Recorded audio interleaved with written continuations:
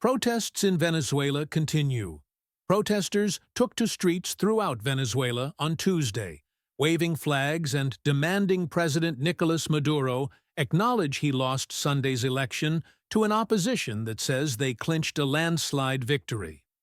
The protests, which the government denounced as an attempted coup, began after the election board declared on Monday that Maduro had won a third term with 51% of votes to extend the Chavista movement's quarter-century rule.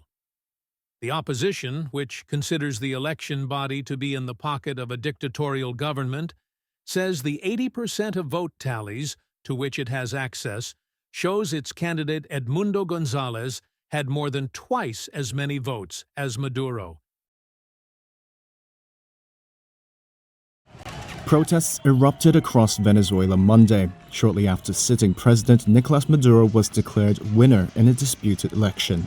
Their results were met with doubt in Washington and beyond, and independent pollsters have called the official numbers implausible.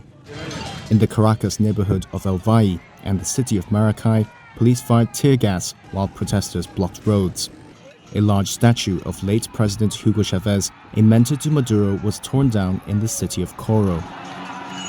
And in the pro-government stronghold of Katia, there was a traditional cacerolazo protest, banging pots and pans. I came to the street. We want freedom. We're tired of this government. We want to change. We want to be free in Venezuela. We want our families to return here. We don't want them to leave anymore. We want to be free with our families. The United States in 2018 called Maduro's re-election at that time to be fraudulent. His most recent win cements his third term in office and extends the Socialist Party's 25-year rule. Throughout the years, Maduro has presided over an economic collapse, the migration of about a third of the population, and sanctions imposed by the U.S. The Venezuelan Electoral Authority said Maduro won 51% of the vote on Sunday, but independent pollsters say it was a decisive win for opposition candidate Edmundo Gonzalez. Gonzalez has repeatedly warned against bloodshed. However, on TV Monday morning, Maduro claimed paid agitators assaulted electoral agency officers. We are familiar with this movie, and we know how to face these situations and how to defeat the violent.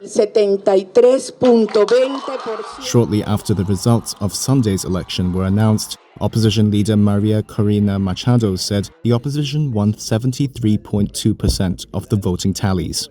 Maduro's rival, the former diplomat Gonzalez, spoke to an audience. We have in our hands the tallies that demonstrate our categorical and mathematically irreversible victory.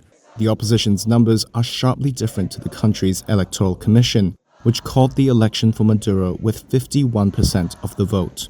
Machado called on supporters to gather in front of UN offices in Caracas on Tuesday, while Maduro's campaign manager has called on their supporters to march Tuesday as well. Venezuela's defense minister has warned against allowing a repeat of the, quote, terrible situations of 2014, 2017, and 2019. In those years, anti-government protesters took to the streets and hundreds were killed.